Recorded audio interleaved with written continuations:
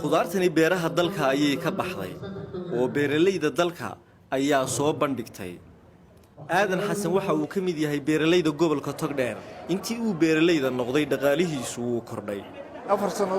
sannadood baa ayay gaadhaysaa waqtigii aanu magaranaysaa beeralaynimada aanu bilownay ilaa intiibay waxaan oo dhami ay soo go'een marka khaasatan berigii aan beeralayda lahayn waxba dee wax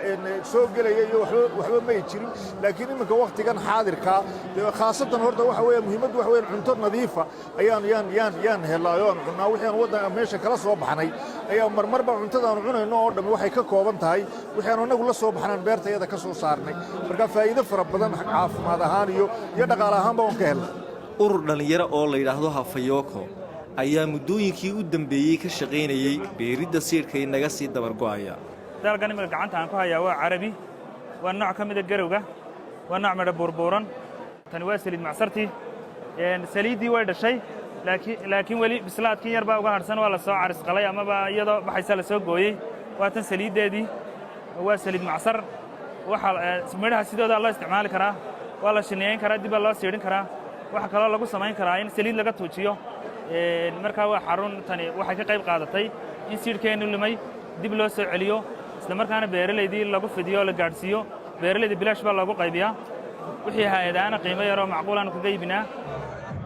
madaxweynaha Soomaaliland ayaa ku dhiirigeliyay qof kasta awoodiisa inuu kaga qayb qaato wax soo saarka dalka. waxa lagu qiyaastaa hantida ay haystaan bilyan iyo badh sanadkii soo gashay bilyan iyo badh dawladdu waxay ka haysaa 200 iyo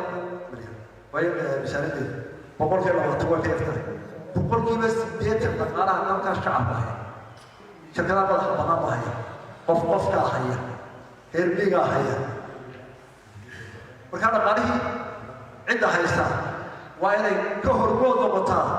hawsha inaga dhaxaysa qaranka u baahan yahay. dadweyne badan oo ka soo qayb galay arwada beeraha ayaa iibsanayay midhaha goobta la keenay waxana aad moodaysay inaad joogto suuqii khudaarta. Sideeq Maxamed Burmad, BBC Hargeysa.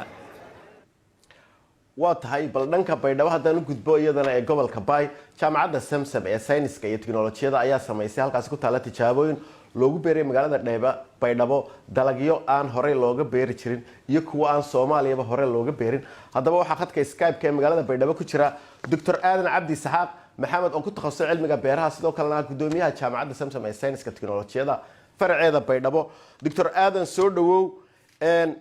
maxaad nooga sheegi karaysaa midhahan cusub ee gobolka Bay ka tijaabiseen? aad u mahadsan tahay wariye Cabdiraxmaan. marka hore waa idin salaamaya dhammaan bahda BBC Soomaali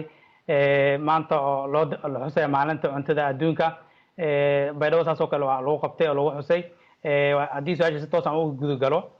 jaamacadda Samsam sayniska iyo tiknoolajiyada faraceeda magaalada Baydhabo Janaay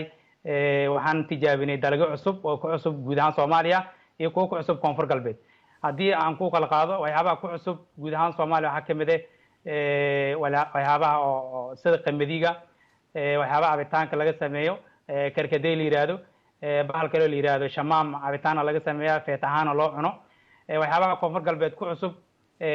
waxaa kamid ah bariis markii ugu horeysay koonfur galbeed aan ku abuurnay jaamacadda Samsam sayniska tiknoolajiyada aan ku tijaabinay aan ku guuleysanay weli aan soo bandhignay oo beeralayda guud ahaan Soomaaliya iyo koonfur galbeed ay soo dhaweeyeen. waxyaabaha kale aan tijaabinay waxaa kamid ah aan ku guuleysanay weliba zanjabiil oo weliba waxyaabo ku cusub Soomaaliya guud ahaan iyo koonfur galbeedba. waxyaabaha kale aan tijaabinay waxaa kamid ah baradho oo ogtahay naftarkeeda Soomaaliya inta badan laga isticmaalo wadamada kale loo keeno Baydhabo aan ku tijaabinay beerta tijaabada jaamacadda Samsam iyo dalagyo kale oo kala duwan oo muhiim ah sida fuulkii oo wadamada Carabta iyo qaar laga cuno hadda naftarkeeda tijaabo ku wadnaa hadda iyo dalagyo kale oo cusub oo deegaanka muhiim ah dad hay-adiina waxbarasho ee jaamacaddiina Samsam oo kale sidee baad uga qayb qaadan kartaan in beerihii aadan oo la horumariyo iyo beeraladii hadday tahay xagga tiknoolajiyada haddii tahay xagga cilmigaba? aad u mahadsan tahay waa su'aal aad u muhiim ah. jaamacadda waa halku dhigeedu yahay itusi taabsi ardayda waxyaabaha aan barno. jaamacadda saasoo kale ay samaysaa research cilmi baaris jaamacadda research lahayn waa qaabdaro waay marka research aan sameynaa oo si waxaan rabnaa beeri loo horumariyo beerisi loo horumariyo marka waxaa waaye in research badan aan sameyno dadkii beeralayda aan tababarno dalagyo cusub waddanka kusoo kordhino research aan sameyno kuwii horena aan haysanin aan horumarino si beeraha waxaad la socotaa hadda baydhabo iyo guud ahaan koonfur galbeed waxa aan ku yihiin wax soo saarkii beeraha iyo dhaqashadii xoolaha marka waxaan rabnaa in dadkan waqtigii hore xaaladii aan jirtay dib ugu celino research badan aan sameyno tijaabooyin badanna aan sameyno markaan tijaabino aan ku guulaysano waxaan rabnaa dadka beeraleyda iyo dadka danee beeraha in aan u bandhigno aan u sharxno markii ugu horreysay marka bariiskan tijaabino waxyaabaha la weydiin jiray waxaa ka mid in bariis baydhabo ka bixi karin su-aasha ugu badneed oo dhihi jiray mara meel kale ku bixi karta laakiin baydhabo wax kale ku bixi karo bariiska marka anaga waa ku dhiiranay waa tijaabinay waa ku guulaysanay dadkana aad usoo dhaweeyeen oo bariiskan dibadda laga keenayo waan gartay doctor aadan waad mahadsantahay adoo soo koobaya